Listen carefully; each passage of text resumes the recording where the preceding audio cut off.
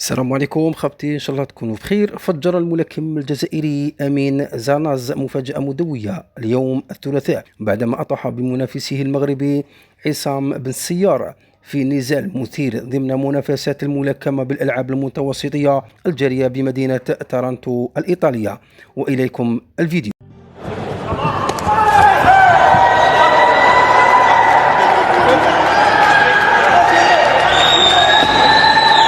وعليه تمكن زاناز من حسم المواجهة لصالحه بنتيجة 3-2 بالنقاط في الدور الربع النهائي للوزن 55 كيلوغرام أمام منافس يملك في رصيده ذهبية البطولة العسكرية الإفريقية.